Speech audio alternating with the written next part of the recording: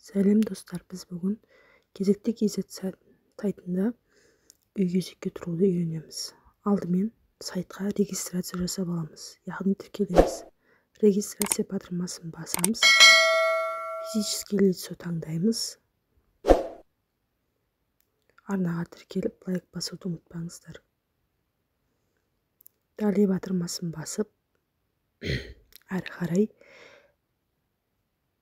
РСА сертификатымен қол қойып, өзіміздің мағлұматтарымызды растаймыз. Ережелермен таныстым деген тұсқа галочка қоюды ұмытпаймыз.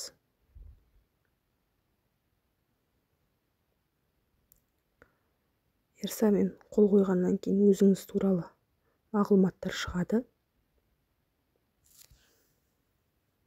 Мына жерде мен аут сертификатымен қол қойып жүргенмін. Достар, РСА сертификатымен қол қоямыз. Мұқият болыңыздар.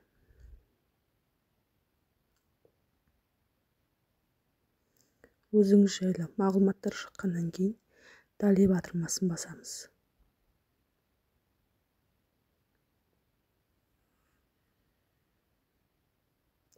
Әрі қарай телефон нөмірімізді және email почтамызды тіркейміз. Телефон қосулы болуы тиіс. Email почта жұмыс жасап тұруы қажет. Өйткені сіздерге код подтверждение барады. Сол кодты енгізу арқылы біз сайтқа тіркелеміз. Біз сәтті тіркелдік. Әрі қарай войти батырмасын басып сайтқа кіреміз. Достар, кезекке кірер кезде аут сертификатын пайдаланамыз және өзіміз қойған парольді қойып кіреміз, теріп кіреміз. Одан әрі қарай шаңырақ бөліміне өтіп,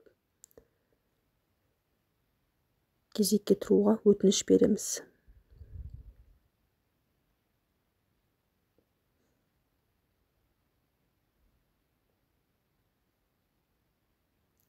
Подать заявление в очередь батырмасын басамыз.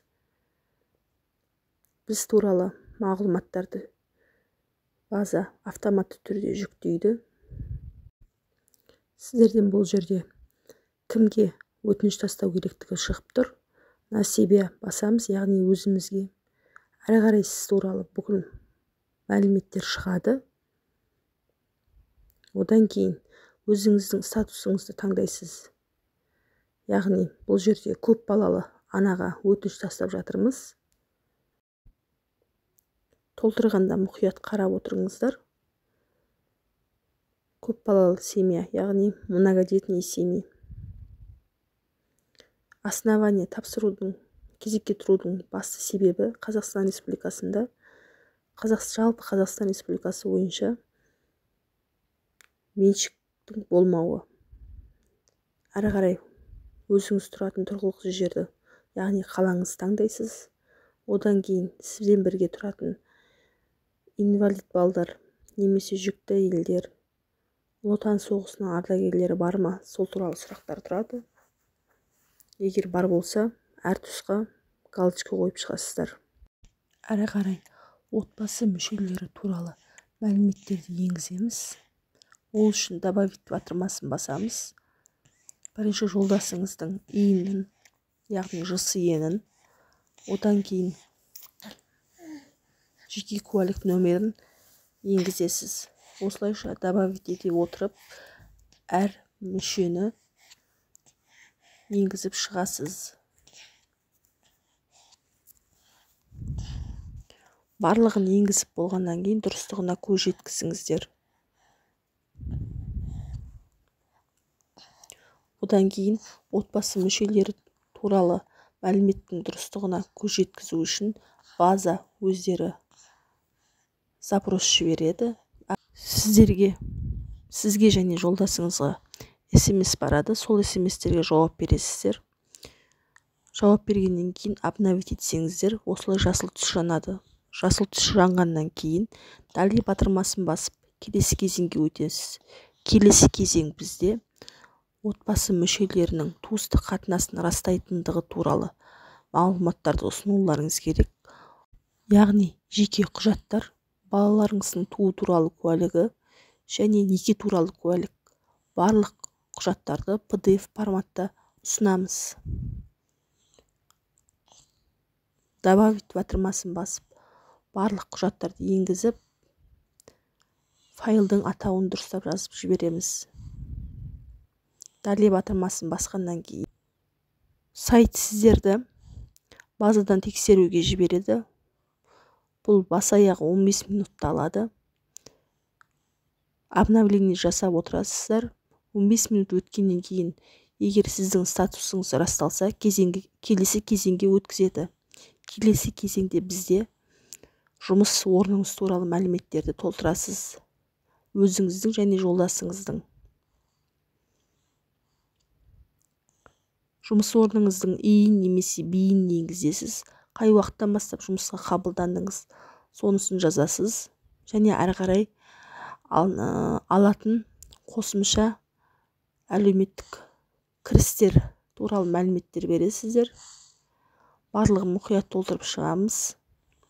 Одан кейін мәліметтің PDF форматта, яғни құжатты PDF форматта ұсынамыз.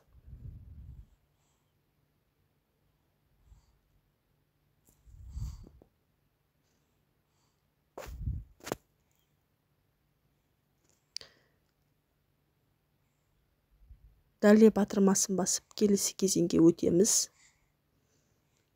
Алдымызда сіздің ұсынған мәліметтеріңізден тұратын өтініш шығады. Сол өтінішпен мұқият танысып, енгізілген мәліметтердің дұрыстығына көз жеткізгеннен кейін ERSA сертификатымен қол қоямыз. Міндетті түрде қол қойып жібереміз.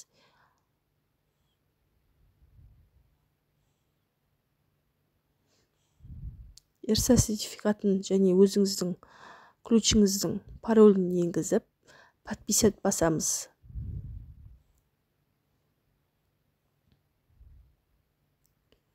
Және подтверждение береміз. Әрі қарай сіздің мағлұматтарыңыз шығып тұрады. Өзіңіздің толтырған өтінішіңізді PDF форматта көшіріп алып таныссаңыз болады. Осымен тіркеу аяқталды. Жауабы 7 жұмыс күні ішінде келеді. Арнаға тіркеліп, лайк басып, пікір қалдыруды ұмытпаңыздар. Қош, сау болыңыздар.